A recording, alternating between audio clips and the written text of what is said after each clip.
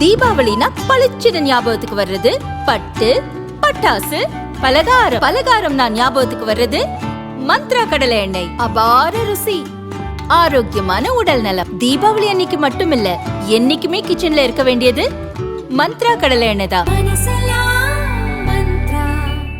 நீங்க உலகத்துல எல்லாமே கலாட்டா நடந்தா, ரவுடி பேர் இருந்தா நீங்க போலீஸ்ல கம்ப்ளைண்ட் கொடுப்பீங்க. போலீஸ் வந்து ரவுடியை அடிச்சு முடிச்சு கொண்டு போகல. போலீஸ் வந்து என்ன சொல்லுதுன்னா, குண்டர்கள்லாம் உள்ள வந்து உங்க அடிக்க போறாங்க, கூட்டம் விடாதீங்க.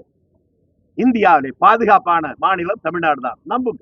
தாவேக கூட்டணிக்கு வந்தால் காங்கிரசுக்கு 70 சீட் கொடுப்பதாக விஜய் கூறினார். இதை சுட்டிக்காட்டி அதிக சீட் கேட்டும் ஆட்சியில் பங்கு கேட்டும் திமுகவுக்கு காங்கிரஸ் தலைவர்கள் நெருக்கடி கொடுத்து வருகின்றனர். பொதுவெளியில் பகிரங்கமாக திமுகவை விமர்சித்தும் வருகின்றனர். இந்நிலையில் ஜனநாயகன் பொங்கல் என்ற தலைப்பில் கோயம்பேட்டில் உள்ள ஹோட்டலில் பொங்கல் விழாவை காங்கிரஸ் மூத்த தலைவர் திருச்சி வேலுச்சாமி நடத்தினார். அதைத் தொடர்ந்து அதிக சீட் ஆட்சியில் பங்கு என்ற கோஷத்துடன் ஆதரவாளர்களுடன் ஆலோசனை நடத்த திட்டமிட்டிருந்தார். இந்த கூட்டத்தை நடத்த செல்வ பெருந்தகை ஆதரவாளர்கள் சிலர் எதிர்ப்பு தெரிவித்து கோஷமிட்டதால் போலீசார் உள்ளே புகுந்து ஆலோசனை கூட்டத்தை நடத்த விடாமல் திருச்சி வேலுச்சாமியை தடுத்தனர். இதனால் பொங்கி எழுந்த திருச்சி வேலுச்சாமி ஆவேசமாக பேட்டியளித்தார். தனியார் இடத்தில் கூட்டம் நடத்தக்கூட அனுமதி இல்லையா, இதுவா அமைதி பூங்கா என கோபமாக கேட்டார். எங்களை பொறுத்தவரையில் ஆட்சியில் பங்கு, அதிகாரத்தில் பங்கு, அதிக இடங்களில் போட்டி, இந்த புதிய இந்த சூழ்நிலை வருவதற்காகத்தான் நாங்கள் இந்த பொங்கல் ஜனநாயக பொங்கல் வச்சோம். அந்த ஜனநாயகம் நீங்க தடுக்க முடியும், இந்த ஜனநாயகத்தை யாராலையும் தடுக்க முடியாது. அதாவது இந்த ஊடகங்கள் வாயிலாக ஒன்றை நான் சொல்லிக் கொள்கிறேன். தமிழ்நாட்டில் ஒரு போலித்தனமான பாசிச எதிர்ப்பு இருக்கிறது என்பதற்கு இந்த நிகழ்ச்சியே ஒரு காரணம்.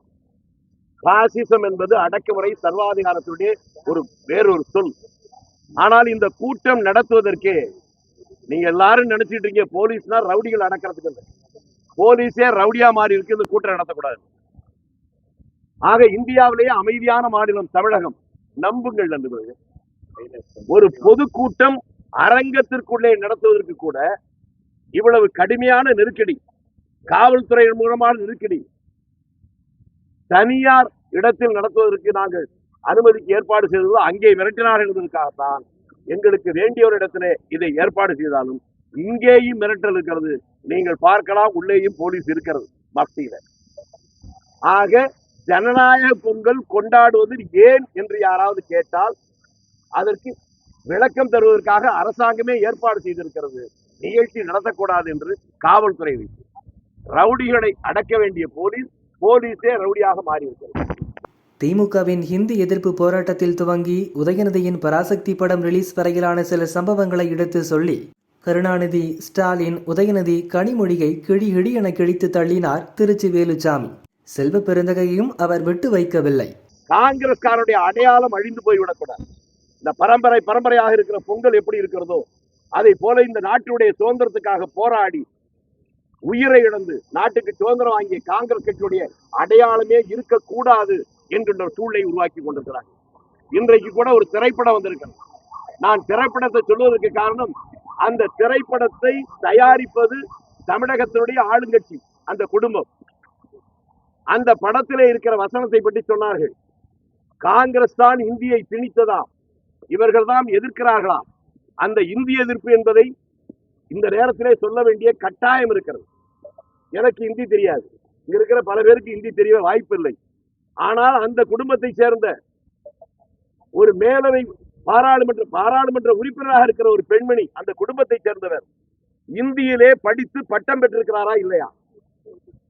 அந்த குடும்பத்தில் இருக்கிற ஒரு இளைஞர் மத்தியில் அமைச்சராக இருந்த போது அன்றைய முதலமைச்சரிடம் கேட்ட நேரத்தில் எப்படி இந்த இளைய வயதிலேயே அவன் சிறப்பாக பணியாற்றினான் கேட்ட போது அவனுக்கு ஆங்கிலத்தை விட இந்தி மிக நன்றாக தெரியும், ஆகவே அவனுக்கு அங்கே மரியாதை இருக்கிறது சொன்னாரா இல்லையா?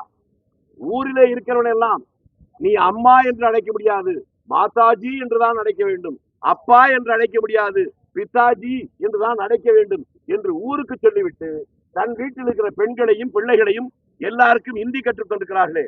நான் அவர்களை பகிரங்கமாக கேட்கிறேன், ஓட்டெடுப்பு நடக்கிற போது சரிசமமாக வாக்கு வருகிறது, இந்திதான் ஆட்சி மொழி என்று அந்த விவாதத்திற்கு அந்த நேரத்தில் சேர்பர்சனாக இருந்த சஞ்சீவ ரெட்டி தன்னுடைய வாக்கை இந்தி மொழிக்கு எதிராக போட்டதால் தான் அரசியல் சட்டத்திலேயே இந்திய ஆட்சி மொழியாக தடுக்கப்பட்டது.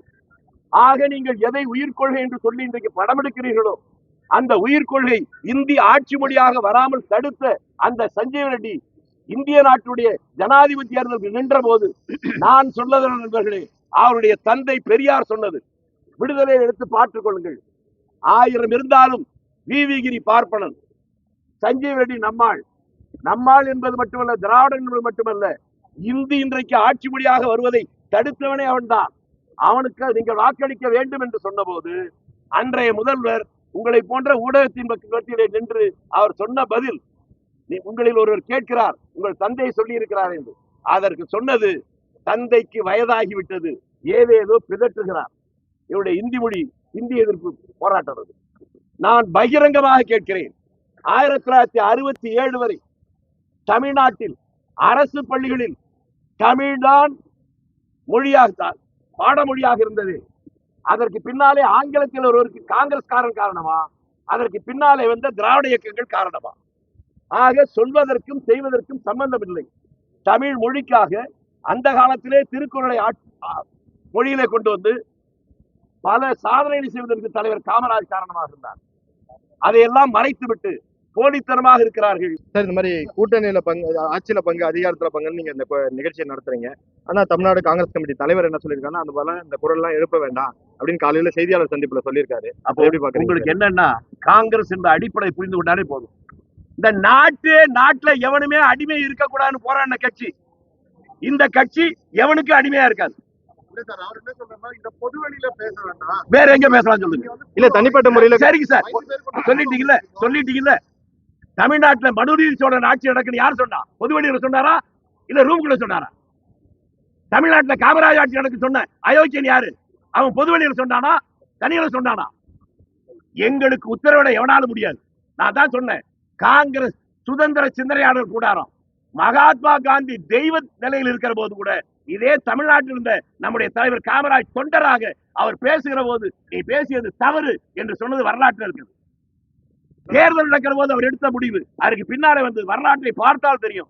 காங்கிரஸ்காரன் என்பவன் அந்த காங்கிரஸ் கட்சியை தெரிந்து புரிந்து உணர்ந்து கொள்கையை தெரிந்த எவனும் அப்படி பேச மாட்டான். அப்படி பேசுகிறவன் எவனும் காங்கிரஸ்காரனை இருக்க மாட்டான். உங்க மூலமா நான் கேட்கிறேன், காமராஜை பற்றி கேவலப்படுத்துகிற போது, காந்தியை பற்றி கேவலப்படுத்துகிற போது அதை பற்றி கேட்காமல் இதை பற்றி சொன்னால் அவருக்கும் காங்கிரசுக்கும் சம்பந்தம் இல்லை என்று அவரே அறிவித்துக் கொள்வதாக அர்த்தம்.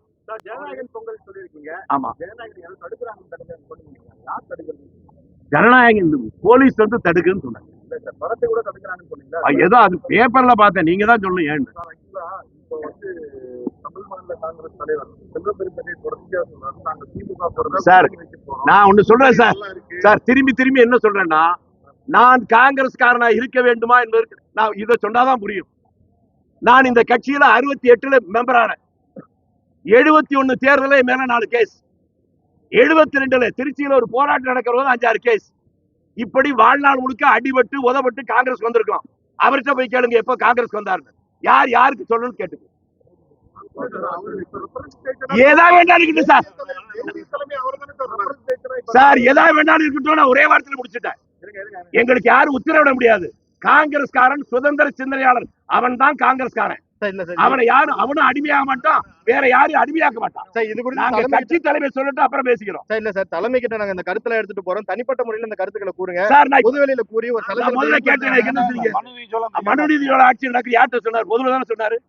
அவருக்கு மட்டும் தான் உரிமை இருக்கா? இந்த விவகாரம் கூட்டணி இந்த கோரிக்கை இருக்கு இல்லையா, இந்த ஆட்சியில பங்கு அதிகாரத்துல பங்கு நாங்க இருக்கணும் அப்படின்ற கோரிக்கைய அந்த குழுவினர் பேச போகும்போது திமுக கிட்ட பேச மாட்டாங்க அப்படின்னு நினைக்கிறீங்களா? அவங்களும் இதே எண்ணத்தோட தானே இருப்பாங்க. காங்கிரஸுக்கு ஆட்சியில அதிகாரம் எண்ணத்தோட இப்பதாங்க தெரியுது காங்கிரஸ் வளர்க்கறதுக்கு அவங்க இருக்காங்கன்னு. நான் ஒரு நிமிஷம் நான் உங்களை பார்த்து கேட்கிறேன்.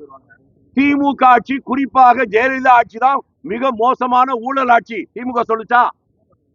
அந்த ஜெயலலிதா அமைச்சரவையில் அமைச்சரா இருந்த ராஜகண்ணப்பட இருந்து, KKSRல இருந்து, ரகுபதியில இருந்து, உங்க இந்த ஊர்ல இருக்க பாபுல இருந்து 10 பேர் மந்திரியா இருக்காங்களா?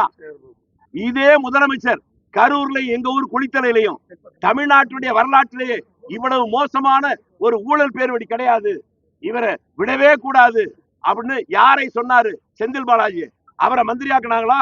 இவங்களால ஊழல் பேருவின்னு இவனை விட மோசமான ஆளே இல்லை என்று சொல்லவங்களெல்லாம் மந்திரியாக்கலாம். அது தப்பு இல்ல. ஆனா எந்த தப்பும் எங்க மேல சொல்லேன்னாலும் காங்கிரஸ்காரனை விடக்கூடாது. கூட்டணியில இருக்கும்போது நேரடியா குற்றச்சாட்டு வைக்கிறீங்க. அப்ப கூட்டணியில இருந்து வெளியேறலாம் அப்படின்னு ஒரு பகுதி. இல்ல நீங்க சொல்றது தப்பு. கூட்டணி ஆட்சி இருந்தாதான் எப்போதும் கூட்டணி நடக்கும். கமிட்மெண்ட் இருக்கு. மற்றபடி கூட்டணி தேர்தலுக்கான ஏற்பாடு தான். தயவு செய்து ஊடகவியலாளர்கள் தெளிவாக புரிஞ்சு. சார், உங்களுடைய இந்த கருத்தை அடுத்த கட்டமா எப்படி எடுத்துட்டு போறீங்க? அடுத்த கட்டம் எங்களுக்கு அகில இந்திய தலைமையிட்ட நாங்க கடுமையா ராகுல் காந்தி 13ஆம் தேதி தமிழ்நாடு வராரு. அவரை சந்திக்க எதனா ஏற்பாடு இருக்கா? டெல்லியில போய் எல்லாரையும் பார்த்து பேச போறாங்க. அப்புறம் இங்க வர்றாரு பேசுறாங்க. டெல்லியில போய் எங்களுடைய கருத்தை பகிரங்கமா சொல்லுவோம், வெளிப்படையா சொல்லுவோம். எங்களுக்கு தெளிவாக நம்பிக்கை இருக்கிறது, திடமான நம்பிக்கை இருக்கிறது. எங்களுடைய உணர்வுகளை புரிந்து கொண்டு டெல்லி தலைமை நல்ல முடிவெடுக்கும் என்று நாங்கள் நம்புகிறோம். பேசுறதுக்கான காரணம் உங்களுக்கு ஒரு வாய்ப்பு இப்ப தாவேகாவுல இருக்கு. அவர் ஆட்சியில அதிகாரம் உங்க கற்பனைக்கெல்லாம் உங்க கற்பனைக்கு நான் 144 போட முடியாது. உங்க கற்பனைக்கு நான் 144 போட முடியாது. அது உங்க விருப்பம். நாங்க எங்க உரிமைக்காக போராடிக்கல. நீங்க அதுக்கு ஒரு காரணம் சொல்றீங்க. அவரை விஜய போய் பார்த்துட்டு வந்திருக்காரு. இந்த மாதிரியான நீங்க தயவு செஞ்சு சொல்றேன், என்ன யாருன்னு தெரிஞ்சுக்கிட்டாவது பேசுங்க. அது குறித்து நான் யாரு, அவருக்கு எனக்கு என்ன தொடர்பு உங்களுக்கு தெரிஞ்சா பேசுங்க, இல்லைன்னா இப்படி கேட்காது. அவங்க தாய் மாமன் பெரிய பாடகர், 35 ஆண்டுகள் என் நண்பர். அவரு நானும் பேச என்ன இருக்கு? ஏன் முதலமைச்சர் போய் மோடியை பார்க்கலையா, அமித்ஷா பார்க்கலையா? அப்ப இந்த கேள்வி கேட்டீங்களா? தயவு செஞ்சு இப்படி எல்லாம் கேட்க. வக்கிர புத்தியுடன் சுற்றுலா மாளிகைகளை போட்டி காமராஜரை பழிவாங்கியது திமுக. எப்படியாவது காங்கிரஸை அழித்துவிட வேண்டும் என இன்று கங்கணம் கட்டிக்கொண்டு செயல்படுகிறார்கள் எனவும் குற்றம் சாட்டினார். நாங்கள் இப்படி வருவதற்கு காரணம் ஒன்றை இன்னைக்கு ஒரே ஒரு செய்தியை சொல்லுகிறேன், பல பேருக்கு தெரிய வாய்ப்பில்லை. 1972 தலைவர் காமராஜ் திருச்சிக்கு வருகிறார். அங்கிருந்து கரூருக்கு போக வேண்டும். அப்போது அவருக்கு நீரிழிவு நோய் இருந்த நேரம். அப்போதெல்லாம் அவர் போகிற வழியில் அவருடைய உதவியாளர்கள் எங்கெல்லாம் டிபி இருக்கிறதோ அங்கெல்லாம் ஒரு நிறுத்துவார்கள். ஒன்று இறங்கி அவர் சிறுநீர் கழிப்பார், இல்லை என்றால் பரவாயில்லை போ என்பார். அந்த 72 திருச்சியிலிருந்து போகிற போது திருச்சிக்கு அடுத்து பெட்டாய்த்தலையிலே ஒரு டிபி, குடித்தலையிலே ஒரு டிபி, மாயனூரிலே ஒரு டிபி, கரூரிலே ஒரு டிபி. அவர் திருச்சியை விட்டு புறப்பட்டவுடன் அவருக்கு பின்னாலே போன நான் அது பார்த்த காட்சி. அத்தனை டிவிகளும் கேட்டே மூடப்பட்டு பூட்டப்பட்டு விட்டது. போகிற வழியிலே அவர் சிறுநீர் அடிக்க கூட விடக்கூடாது என்பதற்காக. எப்படிப்பட்ட வக்கர புத்தி என் கண் முன்னாலே இன்னமும் இருக்கிறது. குளித்தலை தாண்டியதற்கு பின்னாலே அவர் போக வேண்டும் என்கிற போது சாலை ஓரத்திலே நம்மை போல அவரும் சாலை ஓரத்திலே சிறுநீர் கடித்து விட்டு போனார். அவர் அதை பற்றி கவலைப்படவே இல்லை. அப்படியெல்லாம் செய்துவிட்டு தமிழ்நாட்டில் இருக்கக்கூடிய அத்தனை டிவிகளிலும் காமராஜருக்குத்தான் அவருக்காகத்தான் இவர்கள் ஏசி வைத்தார்கள். எப்படிப்பட்ட பம்மாத்து வேலை நண்பர்களை! 2-3 நாட்களுக்கு முன்பாக அந்த கட்சியுடைய மிக முக்கிய தலைவர்கள் ஒருவர் காமராஜரை மட்டுமல்ல, உலகத்தில் இன்றைக்கு ஒரு தலைவருக்கு 100க்கும் மேற்பட்ட நாடுகளில் சிலை இருக்கிறது என்றால் மகாத்மா காந்திக்கு. அந்த காந்தியை பற்றி பேசுகிறது. என்னடா காங்கிரஸ்காரன், காந்தியே உள்ள படுக்க வச்சவனே நாங்க தான்டா, உங்களுக்கு எல்லாம் என்னடா இருக்கு என்று கேட்கிறார். அது என்ன உள்ள படுக்க வச்சு எனக்கு புரியல. துரைமுருகனை உள்ள படுக்க வச்சோன்னா எனக்கு புரியுது, பொன்முடியை உள்ள படுக்க வச்சோன்னா புரியுது, டிஆர் பால உள்ள படுக்க வச்சோன்னா புரியுது, பேசினவரே உள்ள படுக்க வச்சாங்க அப்படின்னு சொன்னா புரியுது. ஆனா மகாத்மா காந்தியை உள்ள படுக்க வச்சா, அட பாவிகளா, நீங்க எல்லாம் வெள்ளை சட்டை வேட்டி கட்டுவதற்கு காங்கிரசும் காந்தியும் செய்த தியாகம், அதனால்தான் வந்திருக்கிறீர்கள். சுதந்திரத்துக்காக போராடியவனதான் தெருவில் இருக்கிறான். சுதந்திரமே வேண்டாம் என்று மாநாடு போட்டு தீர்மானம் போட்டவர்கள் ஆட்சியில் இருப்பது மட்டுமில்லாமல் இப்படிப்பட்ட கூட்டம் நடப்பதற்கு கூட அனுமதி தராதல்ல, மிரட்டி பார்க்கிறார்கள். வெள்ளைக்காரன் காலை நக்கி பிழைத்தவர்களுக்கே இந்த திமிர் இருக்குமானால் அந்த வெள்ளைக்காரனை எதிர்த்து போராடி தங்கள் வாழ்க்கையை அழித்துக் கொண்ட காங்கிரஸ்காரனுக்கு என்ன இருக்கும் என்பதை 4 மாதம் கழித்து புரிந்து கொள்ளலாம். சார், யாரு மிரட்டுறாங்கன்னு பாக்குறீங்க? இப்ப பகிரங்கமா குற்றச்சாட்டு வைக்கிறீங்க, மிரட்டுறாங்க, எங்களை இந்த நிகழ்ச்சி நடத்த விட மாட்டாங்கன்னு சொல்றீங்க. எங்க தமிழ்ல தானே சொன்னேன். போலீஸ் அங்க உள்ள இருக்கு, போய் பாருங்க. நீங்க உலகத்துல எல்லாமே கலாட்டா நடந்துச்சா, ரவுடி பேர் இருந்தா நீங்க போலீஸ்ல கம்ப்ளைண்ட் கொடுப்பீங்க. போலீஸ் வந்து ரவுடியை அடிச்சு புடிச்சு கொண்டு போகல. போலீஸ் வந்து என்ன சொல்லுதுன்னா, குண்டர்கள்லாம் உள்ள வந்து உங்க அடிக்க போறாங்க, கூட்டம் விடாதீங்க. இந்தியாவிலே பாதுகாப்பான மாநிலம் தமிழ்நாடு தான். நம்புங்க. ஆழமான செய்தி ஒன்னே ஒன்ன மட்டும் சொல்லிடுறேன். தமிழ்நாடு முழுக்க எங்க ஊர் வந்து குளித்தலை சட்டமன்றத்துக்குள்ள இருக்கு. குளித்தலை ஒரு நகராட்சி, 2 டவுன் பஞ்சாயத்து, ஒன்னு மேட்டுமருதூர்னு பேரு, இன்னொன்னு நங்கவரம்னு பேரு. அந்த மேட்டுமருதூர்ல ஒரு சீட்டு கொடுக்க மாட்டேன்டாங்க, குளித்தலையில ஒரே ஒரு வார்டு கொடுக்கறேன்டாங்க, நங்கவரத்துல ஒரே ஒரு வார்டு கொடுக்கறேன்டாங்க. அந்த நங்கவரத்துல தான் எங்க கிராமம் வரும், அது ரிசர்வ் வார்டு. அந்த வார்டுல சொன்ன உடனே ஒரு எம்ஏ படிச்ச ஒரு பையன், அவங்க அப்பா என்னுடைய நண்பர், அவங்க தாத்தா தீவிர காங்கிரஸ் சார்ந்தவர். இந்த பையன் எம்ஏ முடிச்சுட்டு தொழில் பண்ணிக்கிட்டு இருந்தான். உங்க அப்பா தாத்தா எல்லாம் இருந்த கட்சிடா, நீ வந்து நின்றான்னு சொல்லி நான் கொஞ்சம் பணமும் கொடுத்து நிக்க சொன்னேன். அவனுக்கு எதிராக ஒருவனை நிறுத்தி 5 லட்சம் ரூபாய் கொடுத்து அவனை தோற்கடிக்கணும், அவனை தோற்கடிக்கலான்னு நீ ஊர்ல இருக்க முடியாது என்று செந்தில் பாலாஜி செய்தது நான் குற்றம் சொல்றேன். குளித்தலையில் அதே மாதிரி போட்டியோட போடுற ஒரே ஒரு வார்டு கொடுத்து அதையும் தோற்கடித்தாங்க. நீங்க விசாரிச்சுங்க, தமிழ்நாடு முழுக்க அத்தனை. எங்கேயாவது கொடுக்கிற சீட்டே 1-2. ஒரு கட்சி பலமாக இருக்குன்னா எம்எல்ஏ எம்பி இல்ல, கீழே இருக்கக்கூடிய ஊராட்சி பஞ்சாயத்து அதுல இருக்கக்கூடிய உறுப்பினர்கள் தான் கட்சியுடைய பலம். எங்கேயுமே யாரும் வந்துவிடக் கூடாது. கொடுக்கறது 15 அல்லது 35 சீட்டு இருக்கிறத 1 கொடுப்பாங்களாம், அதையும் தோற்கடிப்பாங்களாம். அவங்கதான் வளர்க்கிறாங்க. நீங்க சொன்னீங்கன்னா நான் ஒன்றும் பதில் சொல்லுவேன். பராசக்தி படத்தில் சிவாஜி வசனம் பேசுவது போல உணர்ச்சிகள் கொப்பளிக்க வீராவேசமாக திருச்சி வேலுச்சாமி பேசிய வீடியோ சமூக வலைதளங்களில் வைரலாக பரவி வருகிறது.